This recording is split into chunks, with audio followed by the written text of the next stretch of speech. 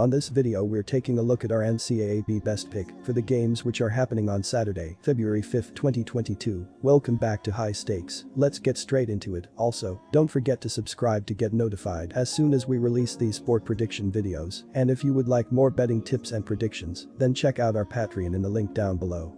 Our new Patreon is a way for us to help you improve your chances of making more money. 5 plans are available for each and every one of you. You can get 30 extra betting picks all the way up to 500 extra betting picks per month. Stop wasting hours of your time searching for bad betting picks that ends up costing you a lot of money. Join the High Stakes Patreon now and get the best betting picks. Our second pick for today, Miami, Florida versus Virginia. Miami is averaging 75.3 points per game. They scored 64 points in their last game, making 43.3% of their field goals and 32% of their three-pointers. The Hurricanes are much better offensively than they showed in Wednesday's loss to Notre Dame. They are first in the ACC in offensive efficiency, 22nd nationally, and second in 3-point, 55th nationally. In typical Coach Jim Larranaga fashion, the Hurricanes' offense includes frequent ball screens and operates primarily through their trio of guards, Cameron McGusty, Isaiah Wong, and Charlie Moore, each of whom average more than 12 ppg. Virginia deploys a pack line defense that is typically very good at defending ball screens, but this Cavalier team does not defend at the same high level that we are accustomed to seeing from Tony Bennett's bunch. They struggle to defend NC State and Notre Dame in pick-and-roll situations, and now will be tasked with defending Miami's trio of guards, all of whom are very good in pick-and-roll play. Miami also excels in shooting off the dribble, which is an area Virginia struggles mightily to defend. Per synergy, the Hurricanes are in the 81st percentile in dribble jumpers, while the Cavaliers rank in the 8th percentile defending them. Miami is not great defensively, ranking 7th in the ACC in defensive efficiency and 10th in effective FG%. However, they defend the mid-range quite well. Per Haslametrics, the Hurricanes rank 41st in mid-range attempts allowed and 24th in opposing mid-range shooting%. Virginia is 42nd in mid-range attempts and 40th in mid-range shooting%, so expect their offense to have trouble finding open looks. They figure to have a difficult time matching Miami's offense and could be in for a long day, despite being the home team. Take Miami in this one and do not be surprised if they win outright. Isaiah Wong led the way for Miami with 18 points and 4 rebounds. Anthony Walker finished with 12 points and 8 rebounds, while Charlie Moore added 12 points, 4 rebounds, and 7 assists. Miami has struggled defensively, giving up 71.3 points per game. They gave up 68 points in their last game and will need a similar effort if they want to win this game. Our third betting pick, Duke versus North Carolina, Duke win -3.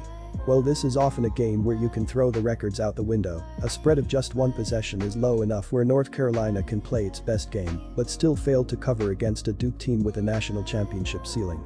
The win streak for North Carolina might be crucial for its at-large hopes, but ultimately came against underachieving Virginia Tech, plus 3 teams ranked in the sub-100 range on KenPom, and the defensive issues for the Tar Heels will show up here. This will be Coach K's last trip to Chapel Hill to take on rival North Carolina. Given the disparity between the teams this season, it looks like he should get a win too.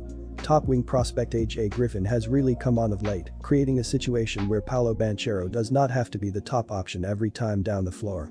Fellow freshman Trevor Keels is back too. He did not look great in their last game against Notre Dame, but their depth and talent can overwhelm teams. This North Carolina defense has largely struggled, allowing a mediocre 49.3 effective field goal percentage, while standing out as one of the worst units in the entire nation at forcing turnovers. North Carolina will face one of its biggest challenges of the season here, against a Duke offense that is 16th in KenPom, and the Tar Heels have no good answer defensively for the 6'10", 250-pound Banchero. This North Carolina team is solid and will probably go to the NCAA tournament this season, but they are a tier or 2 behind Duke, even though just a half game separated them in the ACC standings. There just aren't any star players on this Tar Heel team, while Duke has a couple of guys who are expected to be lottery picks. Anytime the Tar Heels have played a high-level team, they have been beaten pretty easily, and they lost at Notre Dame to the same team Duke just beat by 14 points in South Bend. The Tar Heels' 3 games against elite competition resulted in a 9-point loss to number 4 Purdue, 17-point loss to number 22 Tennessee, and a 29-point beatdown against No. 5 Kentucky, and their best win by KenPom is against 42nd-ranked Michigan. The Tar Heels got the Blue Devils twice last season. I think we can look past that as a trend though, as that was one of the worst Duke teams in recent memory. Everyone had a swing last season. This season they are loaded, and while there is nothing easy about going into the Dean Dome, Duke can win and cover in this one without playing their best game. They have more size and skill inside, which is where North Carolina usually gets most opponents. I am looking for Duke to win comfortably.